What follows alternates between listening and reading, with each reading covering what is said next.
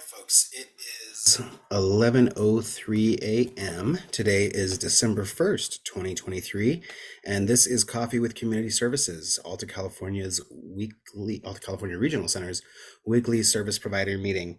My name is John Decker. I am the Director of Community Services, and as per usual, we'll go through and introduce some of our staff from our community services department. We've got some managers on as well, and then we'll get into our agenda. So for introductions, I see from our community services department, I see Gary is on this morning, and so is Carly and Alicia and Adriana. Good morning, and Sydney. I see Tom and Rhonda from community services, and Scott and our manager Jordan, and my assistant Zach is on. Our intake and clinical director, Camelia, is on this morning. Good morning, Camelia. Let's see, who else? I've got Marty on this morning. I've got our manager, Helen, on. I've got Rihanna on. I've got client services managers. I've got Phil Perez on. Good morning, Phil. I've got associate client services directors on. I see Faye and Tracy this morning. Good morning. I got our lead community services specialist, Jason, who did a great job at our vendor forum yesterday. And let's see, we've got Kylie on from HCBS and Isabella from Community Services too, and Shauna's on from Community Services, and Leah and Beverly. Let's see, we've got Ethan on. Good morning, Ethan, and Dan and Elijah from Community Services, Client Services Managers. We've got Christina Lane on and Carol this morning. Good morning. And our manager, Michelle Duchesne, is here too. And that's a lot of introductions, and we've got, let's see, 75 folks on. We'll go into our agenda for today. We are going to provide updates on remote services. If anyone, as I mentioned yesterday, was in that vendor forum, they might have suspected that we were going to provide an update on remote services, and so that is out.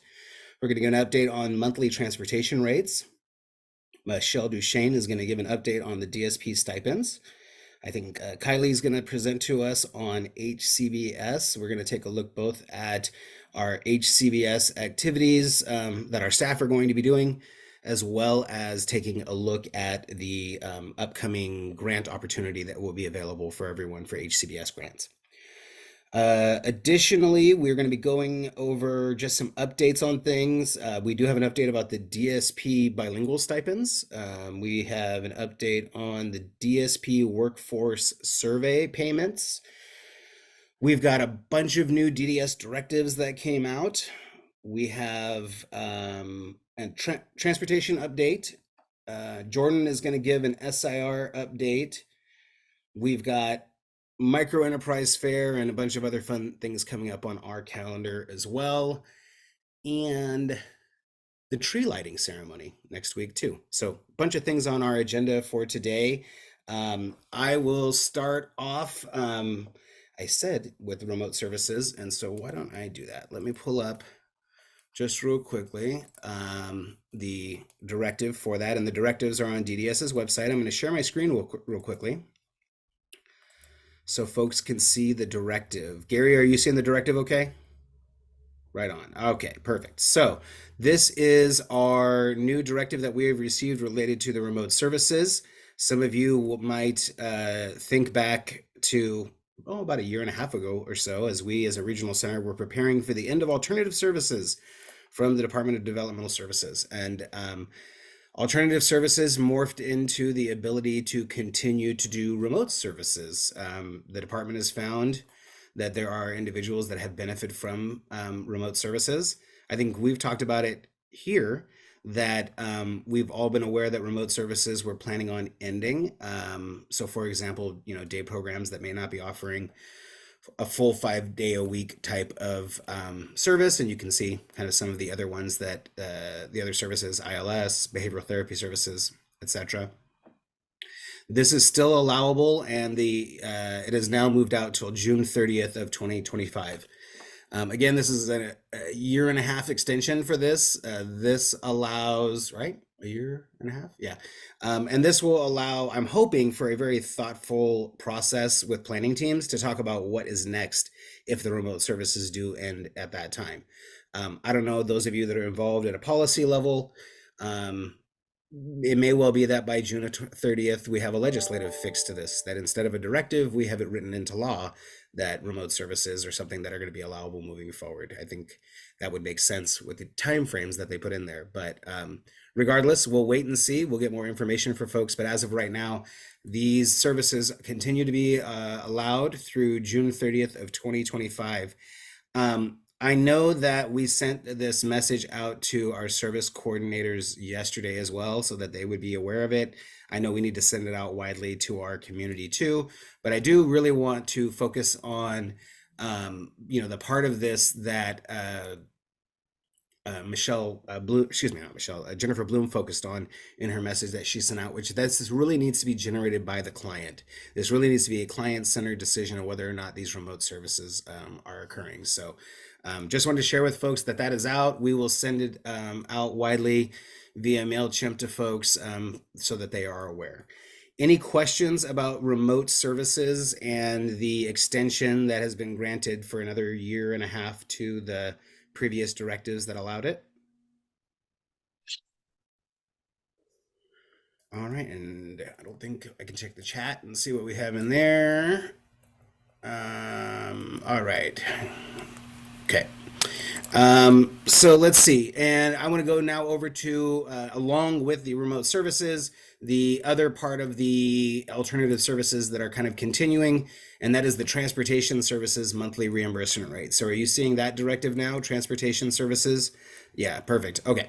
So this again was a reimbursement payment scheme that was developed by the department to, I think the idea was to incentivize providers to serve clients that were otherwise more challenging to serve, but I don't know how this has necessarily impacted that. I just know that there are some service providers that have chosen to do it. I think we said of our many transportation service providers, 5 of them have tried to do them or are doing the monthly reimbursement rates instead of billing their previous way to do that. So with that being said, this is something that will continue to be allowable through June 30th of 2025.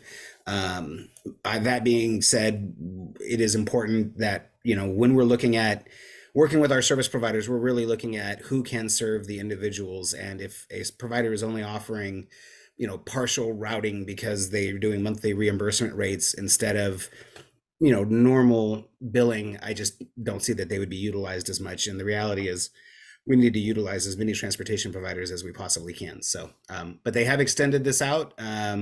Is there any questions about the transportation services monthly reimbursement rate? I think, Helen, because of some discussions this week, we've decided that we're going to be, doing a vendor forum for our transportation providers. And so maybe we can do a follow-up discussion for transportation providers about the monthly transportation rates at our vendor forum that we'll schedule. So I'll just kind of put that out there because it might not be interested to everyone. All right, so that is what is going on with the new directives for remote services and monthly transportation rates. Again, I think many of us suspected that this was going to come for the remote services because if it was just going to end on the end of this calendar year, there would be really no way for planning teams to plan for that and to thoughtfully look for alternatives for people. So certainly glad that the department gave us that extension, and I really hope that we can get some clarity on it well in advance of the next deadline if we do need to, modify people's IPPs, et cetera, and have those planning discussions. All right. So that is remote services. That is the monthly transportation rates. Michelle, can I throw over to you for DSP stipends? Yeah, John, can you hear me? Perfectly. And I'm going to make you a co-host too, just because. There we go. Okay.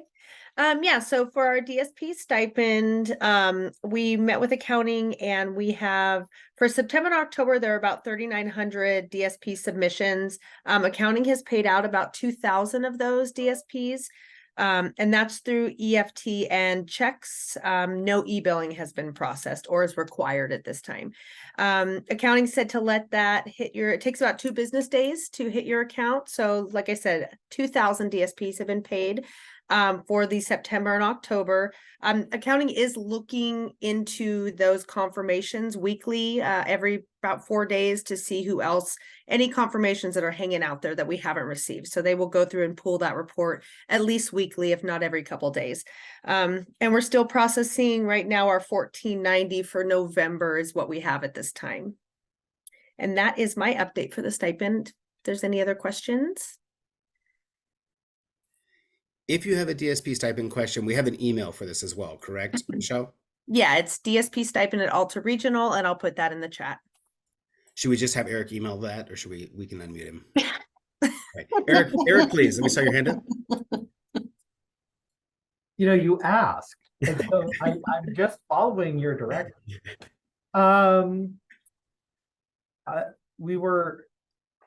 The question has come up about what if a DSP takes the stipend but doesn't qualify because there was enough outreach done by the department and other groups promoting this, that some of our staff that maybe we told or suggested that to not do the stipend because they wouldn't qualify still takes the stipend, and you guys would have no idea that that person maybe didn't meet that qualifications. So in that, is there a specific protocol we should be following in that case? If we had somebody who we think technically doesn't qualify but completed the training? So that is, oh, go ahead, John. No, I want to hear your answer first. So that is part of our confirmation emails that we send you when we get those moving forward. So if you get someone on that list that you do not feel is qualified, then you would let us know that they don't qualify based on what that directive stated.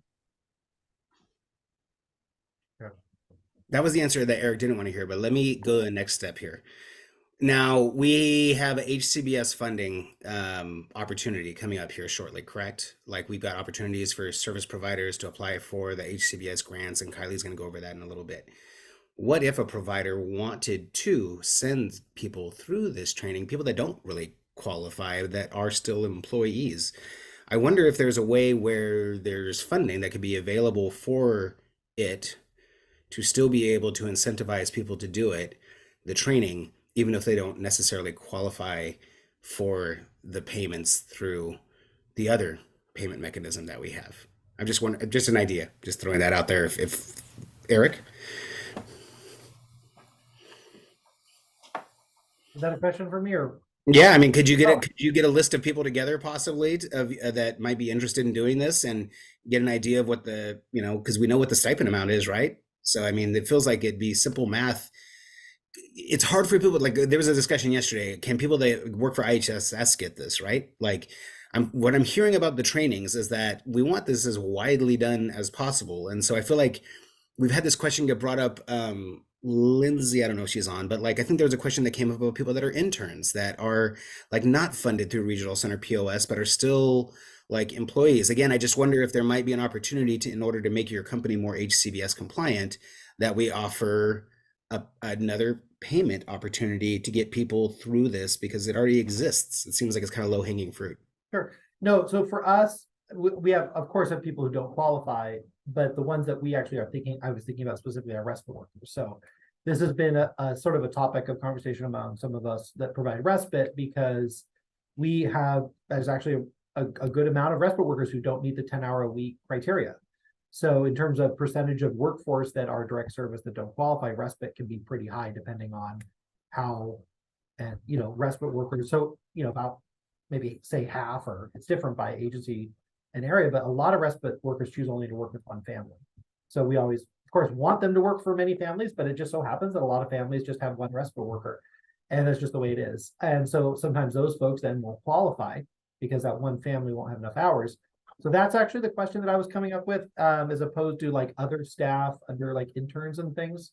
We may have respite workers who then hear about it from other respite workers or families or other connections and go, oh, I'll do that training. And anyways, I'll probably get paid, or maybe they misunderstood something. So that's one thing. Yeah, I could get that list. I can tell you who they are from us. I don't know if that works for your HCB compliance idea, but sure. I mean, more training is good. I met with the HCBS folks, and I was, and I talked to Alicia about like, what's your wish list for HCBS ideas? And so I just, creative ways to do things, building off of existing things that we might have, or new things completely. But just thinking about, I'm thinking about ways where I keep hearing about so-and-so doesn't qualify for this. And is there a way where we can get it more widely out there? So they're just open to ideas about that. Yes, I could get you a list. And if if I was asked about what would be a function that worked, if funds were available where we could apply on a case by case basis for folks to get additional training and that they could then be determined to be eligible for those HCBS funds to complete the training, that could be good. In other words, I don't think it should be blanket. I don't think everybody should get it because I don't, there's some folks that I don't think that would be a wise use of that money for, they're not interested.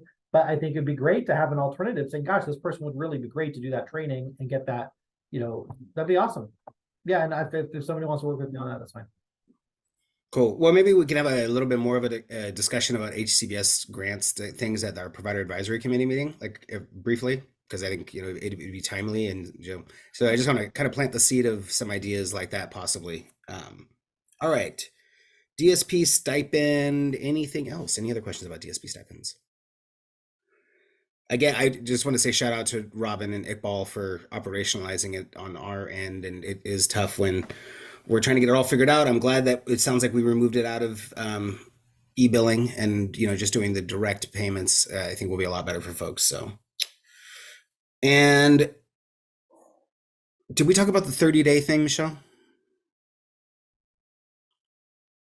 No, John, as far as, so go ahead, John. Yeah, I was just going to say, so one of the things that we had discussed in this meeting previously was, if my staff submit this, how, we know that there's a 30-day expectation once we've processed it and confirmed it to be able to do the payment. But the question from service providers is, how frequently can we expect, like if we know one of our staff did it, how frequently or how soon can we expect that we're going to get that confirmation? What we talked about today was within 30 days, like we should be able to get our forms together and out to you. I'm sure it's going to go faster than that, but that basically puts like a 60-day turnaround on the whole process. I think it will continue to be faster than that, but that's kind of what we're committing to, I think, right now, because I know that was a question that came up in this group, is how soon after it's submitted are we going to be getting those confirmation documents from our staff. So all right, please continue to take advantage of this opportunity for your folks. There was also additional questions about DSP stipends and the tax implications and us giving guidance to folks about that. I know that it has come up in this meeting. I feel like it came up during our provider advisory committee meeting previously. And so I would continue to share that we don't give real direct guidance about those things, but I will certainly create a forum here. We certainly at the provider advisory committee, I think they would welcome discussions about that might come up as well. That's why I like having meetings like this, so that you guys can share this information. It's just, we get into a tough spot if we start giving out, some of that direct information. So, again, I think maybe those are questions, if folks have them, that might be good for, like our provider advisory committee, etc. Meeting. Thank you for that. Let's see. I think that was all we talked about this morning with Robin about the DSP stipends, guys. Yeah. Okay. And on the workforce stuff, just because then I want to jump over to HCBS. On the workforce stuff, for quite some time, you have all been asking about the DSP bilingual stipends. I can share with you that the DSP bilingual stipend pilot has begun. We are going to be at Alta over the next couple months running a pilot of the DSP stipend for DDS. We've got a provider that we're working with. Accounting is working out the payments.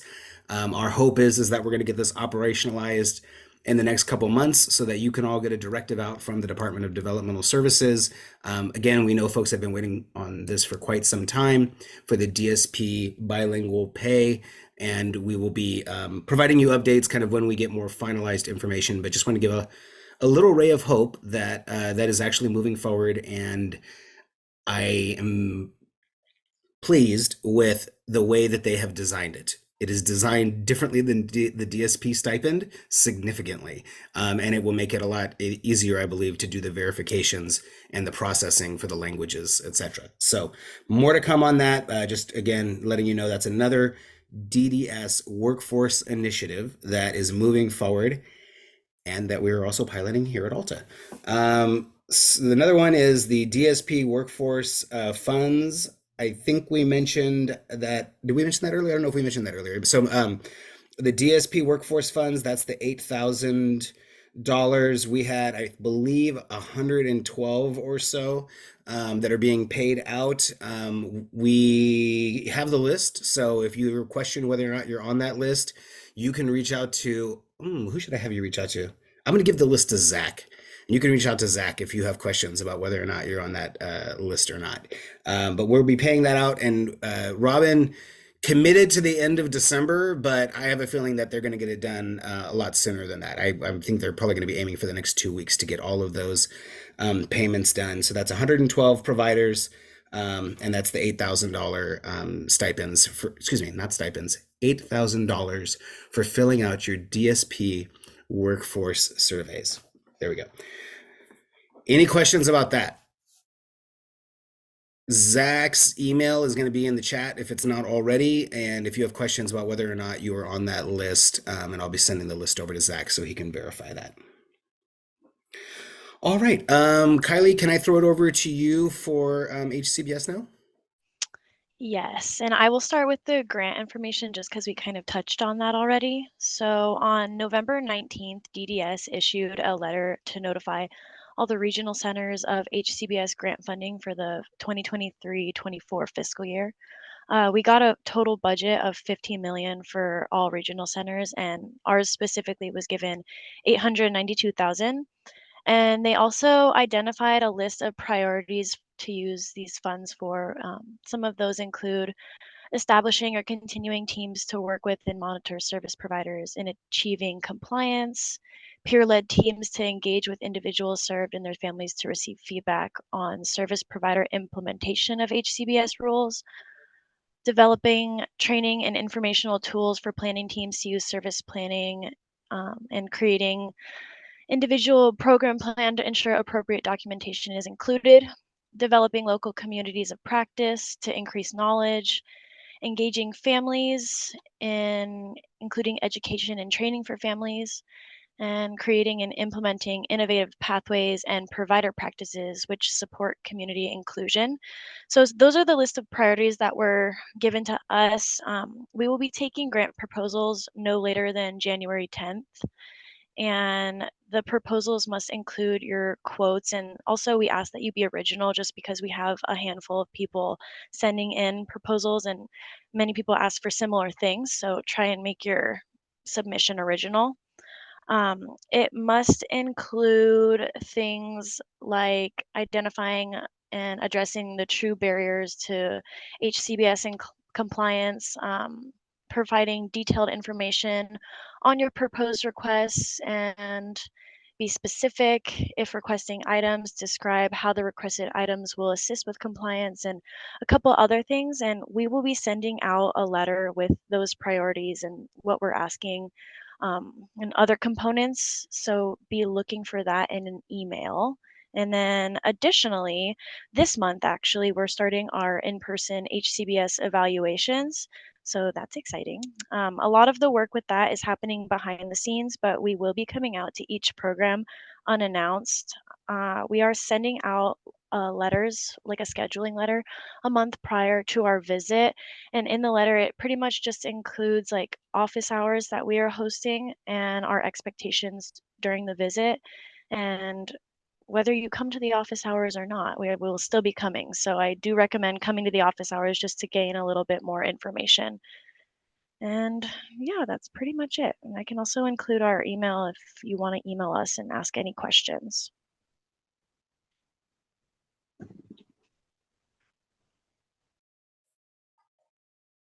Okay, let's see. So you saw briefly, I was sharing my screen. That's the message, the letter that came out to the executive directors. Alicia, we're going to send our message out maybe today, right?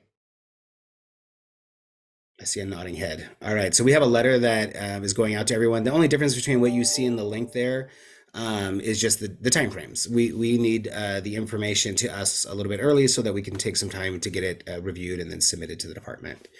Additionally, I think if there is an interest, in looking at our DSP collaborative activities, previously we did, spend some money there as well. And so I think that is something that we can certainly have a discussion about, in the upcoming weeks as we look at, what submissions come in through HCBS too. And let me just check the chat. Oh, perfect. Thank you for putting that in there. All right. No other questions about HCBS. Transportation update. Helen, we've been having a lot of activity with Christina and Damien and our other our vendor coordinators and our accounting department and you and Michelle and Robin LeMay in accounting to get lots of new providers vendored. And so to share with folks, and let me know if I've got anything incorrect. So we had 9 new transportation service providers that we vendored in the last 2 days at Alta. So that's 9 providers that we did not have previously. They're fully through the process, and they've been given over to R&D to begin scheduling routes with. And so additionally, we had another provider that we had not been utilizing, and they are back receiving referrals as well. So it's actually 10 new providers as of last night. And so I know we're working really hard to get a number of additional transportation provider vendorizations completed. We are putting a lot of resources in our community services department towards this, and we are looking at doing that even more so in the next few weeks as we get in essence, not necessarily a backlog, but the very large number of applicants through the last part of the process, which many of them are very close, like another 10 or more vendors. So we are really hoping that this will impact the challenges that we're facing right now as we continue to have hundreds and hundreds of clients without transportation providers that are willing to be able to take them or able to be able to take them. And so with that, again, really relying on the new providers to expand our capacity because, again, we can't have people not getting places where they need to go. So Helen, anything else on the transportation side of things that we wanted to touch on? We have 2 more providers for sure. Okay. By the end of the day, we're shooting for 4, but the 2 are definite. Yeah. Excellent. So I know we've got like a half dozen or more managers on here too. So we'll be providing an update next week at our management meeting on the status of all the new transportation vendors that we've been able to get through to that point. And then I will also be just generally updating all of you providers because this impacts all of our providers when we don't have transportation. It impacts the clients so severely, the families, the planning teams, the service coordinators having to deal with the frustration of the phone calls and not being able to do anything about it because it's not like our service coordinators can pick up and drive people around where they need to go all day long. And so I really appreciate all the hard work that many of you are putting into doing this. Marty worked with a lot of these folks as well, for quite some time and has now transitioned to doing HCBS, but it is very nice to see that we're going to be getting all of these options available for our clients. So let's see, nothing in the chat about that. Let me go over to Jordan to talk a little bit about special incident reporting. Yes. So as all of you know, whether you're a service provider, right, or you're a case management staff, SIR submissions are extremely important regarding the timeliness, right? That's how we truly look at risk factors for our clients and how we're going to mitigate risk in the future. So we have definitely seen over the past couple months some barriers at the SIR desk with vendors and case management responding to inquiries. So when you guys submit your SIR to the SIR desk email or you fax it in, right, sometimes, like for example, we're seeing a lot of trends where suspected abuse and neglect SIRs are being submitted, but no SOCH 341 has been filed. So we're having to go back to the vendor or the case manager to say, hey, we need you to file this, right? And we have to kind of continue to follow up with them until we know that that has been done. Other trends that we are seeing is individuals not marking if a parent, conservator, or guardian, right, was notified. And that's something that DDS will come back and ask clarification on. So it's really important that those things are filled out. And really what we're seeing is that when the SIR desk is reaching out to people, we have about 30 SIRs right now that we're pending responses back from either a vendor or case management because they either didn't fill out the SIR right, there's information lacking so we can't code it appropriately, or that SOC 341. I think that's one of the biggest barriers that we're seeing. So we're really asking that you guys be mindful of responding to the SIR desk in a timely fashion. We do have to submit these SIRs to DDS within 2 days of knowing. And sometimes we find out the day before, but don't receive the SIR to the later date. So we were really trying to maintain our compliance, but also just really trying to make sure that we're entering the SIR information accurately, right? Both from the vendor's perspective and case management perspective. So please, please, please be timely in your responses. In a way to help monitor kind of the quality assurance of those responses, our SIR desk is now going to start CCing the community services specialist that is assigned when we're asking vendors to either correct SIRs, right? Another example is we'll get an SIR we'll get a shared information that should have been a formal SIR. So we'll have to ask for that, right? It's really important that we get those timely. So we're going to start CCing the community services specialist. So if vendors are in need of technical assistance or they're in need of technical assistance logs because they know the process, they're just not getting the SIRs inappropriately, right? So we really want to have eyes on that. So you'll start seeing that your specialist is CC'd on those emails. They are there for technical assistance. So please feel free to lean on us if you have any questions. The SIR desk too is happy to field questions. If they've sent you an email and you don't understand, please pick up the phone and give them a call. They're happy to collaborate. And I think that's it, John. And for the specialists, and again, everyone's learning about this right now because I was not aware of the number of service providers that we're awaiting responses on as it relates to some of these things. And again, we recognize that there's a lot of stressors and a lot of people that have to be responded back to, but the special incident reporting is something that our regional center specifically is definitely needs to ensure is done appropriately. And so let's see, Eric, hand up. Yeah, go ahead, please. You guys looked into making this like an online form because right now it's a Word document that we can fill out. People can fill it out incorrectly. We can miss things. Right. And Yeah, I would say the SIR portal is certainly in planning. Yes. It is absolutely imperative that us moving forward, that we move to a system where you can electronically enter in your own SIRs, that you can type in your own follow-up information that we request of you right into it. We don't have it right now. And the reason why it is so important is that the department is on the verge of expanding widely, I believe, the SIR categories that people are going to have to report on, which means a much larger volume of that information coming in, which means we have to figure out an easier way for providers to do it on your end, and then for us on our end to be able to receive it and process it. So those things are absolutely in discussions in the works. I think both at a statewide level and then also with us. I think, we might hope to try to get it a little bit sooner than others. I know Inland Regional Center developed their system like that back in 2018, I believe, if I remember correctly, for theirs. And so, yeah, it is something that we absolutely are looking at as it relates to the responsibilities of the community services specialists in like getting these, and then at what point it's going to lead to like an action against a service provider, et cetera.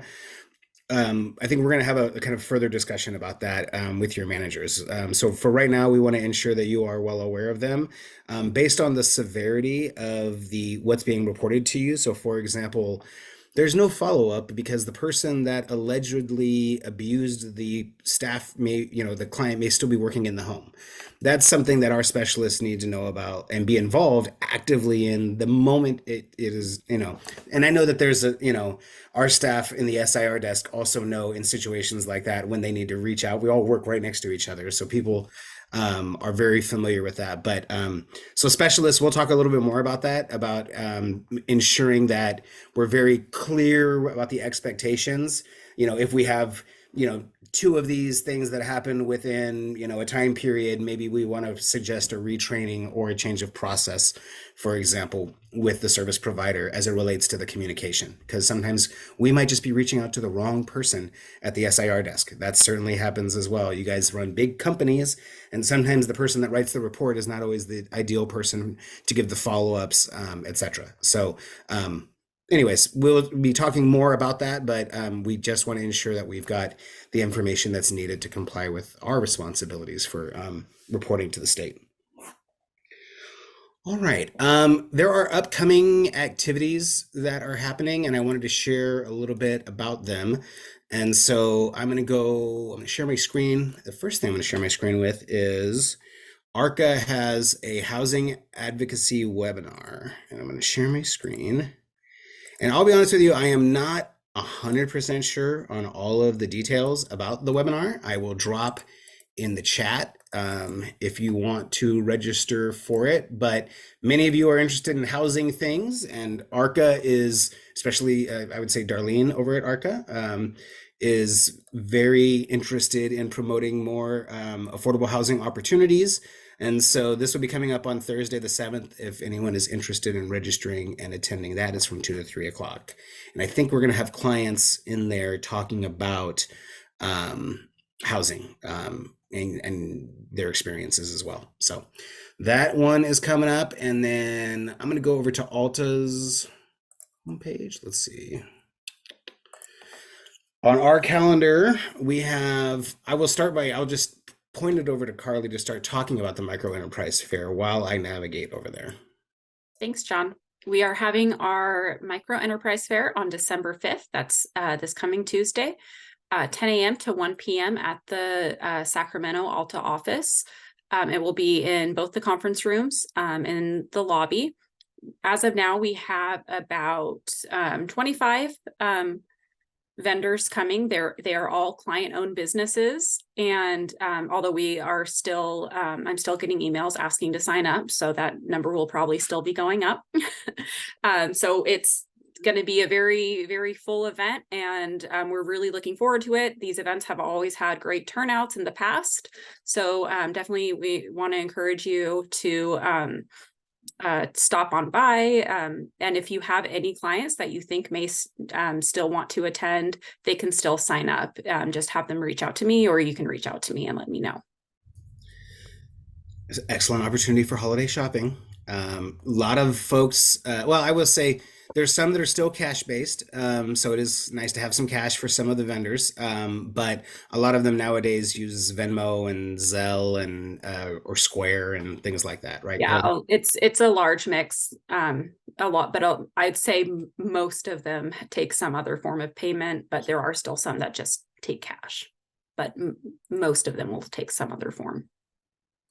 Cool. So any questions, folks? Micro Enterprise Fair, it'll be in both conference rooms? Both Yes. conference rooms, and lots of managers on here. Hopefully we'll see a number of service coordinators. And it is the 5th, which is a Tuesday, which is our busy day in the office too, right? Mm-hmm. Yep. Awesome. All right. I am going to, let's see, also on the 5th. Uh-oh. Did I lose my, nope, there we go. Are we seeing Office of Governor Gavin Newsom at the top? Cool. All right. So this just came out, but we've known about it for a little bit. There's going to be the tree lighting, and the tree lighting is going to be on the 5th. It is going to start at 5 o'clock on the 5th. It says it's December 1st. Oh, it's still last year. Oh, am I looking at last year's? That doesn't help you guys at all. Well, guess what? This is not going to be helpful one little bit, because I'm trying to share last year's announcement. Guess what? It's not next year. It's last year. It's this year, and it is on the 5th, and it is at 5 o'clock, and it's downtown at the Capitol. I will be down there. We have our Christmas tree from the Regional Center that is there. I want to thank those of you that sent in the snowflake ornaments. That was pretty cool. We had a bunch that came into Lisa West, and so she was able to get our those together, and then we had our snowflake decorating party. Camellia, did we enjoy ourselves at our snowflake decorating party? Thoroughly. Camellia made sure that we had the appropriate holiday music playing at all Okay. times during Okay. the decorating party.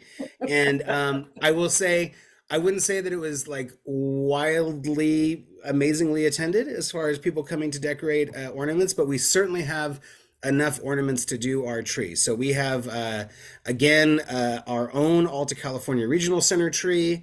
And then we also have the big tree that they're doing for the tree lighting. And that'll all be out there at the Capitol for the tree lighting ceremony on Tuesday. I think I'll be over there pretty early because I'm doing tree decorating with Lisa West. And I know I'll be out there for the tree lighting. So if you see me out there, say hi. All right. And I'll get DDS is up here on the main screen here. Let's upcoming DDS things. I just noticing that DDS doesn't have it on their own website. DDS has the employment work group coming up and performance measures work group and the EVV office hours and the quality incentive program work group. So it looks like DDS is trying to shove quite a bit of work group meetings in before the end of the calendar year as well. Let's see here. Let me go back to our calendar. Whoops, that's the directives. Let's go back to our calendar and just want to see. I know we had a vendor forum. We just had a vendor forum for day and employment services. Do we have another vendor forum coming up here anytime too? Really, looks like we have residential on December 14th. Michelle, does that sound right? Correct. All right. We did get some new directive information. Oh, and I will say we do have vendor forums on here for next year as well. We will meet Helen and we'll get the transportation one figured out with staff and get that on there. All right. And then we have residential vendor forum. What's the other thing I want to touch on? John, can I just say that Oh, and we have- Santa Day too. Sorry, I can't forget about Santa Day, which is Friday the 8th as well. Go ahead, Michelle. I just wanted to let everyone know that we're looking at next year's forums. We have 2 per service code, and we're hoping to hold at least 1 in person for each service code for next year. Very cool. Yeah, the flavor of the in-person meetings are definitely very different, and want to provide an opportunity for that for folks. All right. So those are our upcoming vendor forums. Micro Enterprise Fair is taken care of. Let's see. Let me go to the directives real quick. So on DDS's main page, if you want to navigate to the directives, some directives we share widely, other ones we don't. I've shared some of the self-determination ones. Well, I know our client services directors do as well. But we do have some new directives that came out. So let me just say there's one here for ICFs for developmentally disabled transition and managed care. I think for the ICFs, we had a previous discussion about an ICF specific meeting, and so as we get closer and closer to the transition date for January of 2024, I don't know, and I don't think we have Johnny on right now. Oh, I don't think we do. Johnny Zhang has become our guru of. Oh, there he is. I see him on page 2. And so Johnny has become the guru of all things transition for ICFs. I don't know. Are we getting a lot of questions in? I believe we created an email address for people that have ICF issues, right? We have, John, and I don't think we've shared it with our ICF providers yet. I know that our SC is going to be reaching out to all of the ICF providers to see if there's any assistance that's needed and how things are coming along with the transition as it relates to contracting with MMC plans, as well as assisting our clients to ensure that they know how to go about selecting a plan. And so that's going to be happening. Also, we got the directive from DDS that needs to be done by December 15th. And so it's in the works. I will share, in fact, let me go ahead and put that ICF email issues, email inbox in the chat. So this is for our ICF providers. If you come across any challenges or issues, feel free to go and share that with, and send that to that email inbox that I'm going to be putting in the chat. And then we can definitely look into to see how we can assist.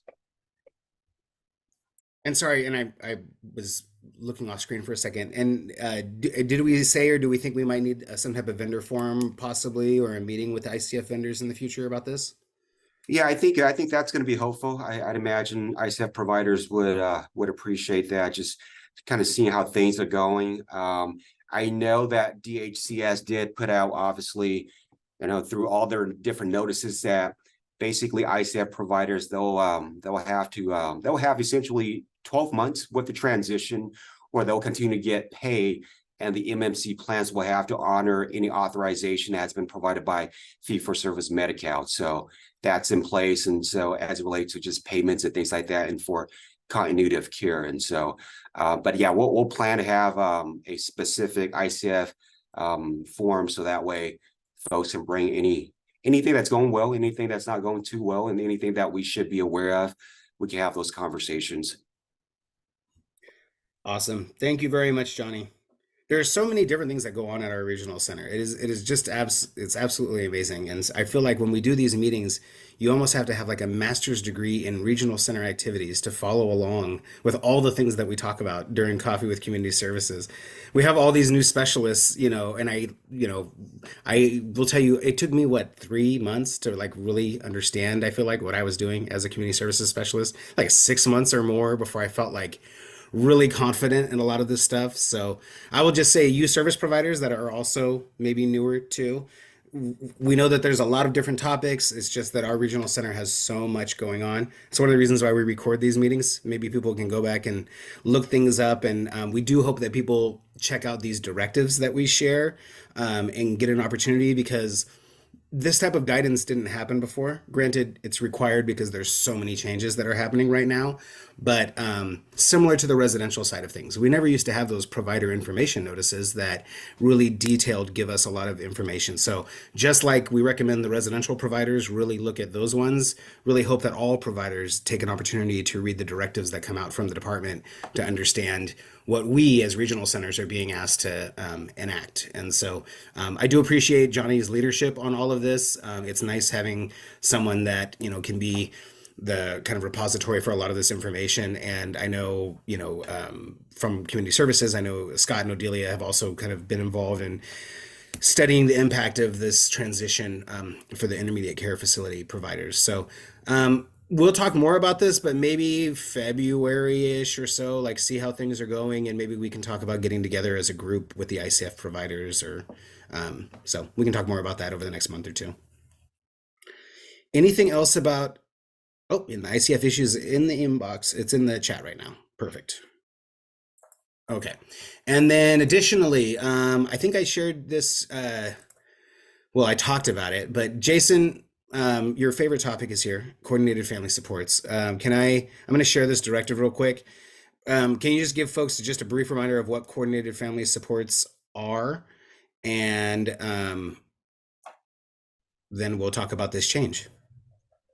Sure. So coordinated family supports is when a provider works with the client and their family as far as connecting them with generic resources, assisting with things out in the general community, somewhat similar to supported living service providers. However, it's not necessarily directed at direct support for care and supervision, although it can be.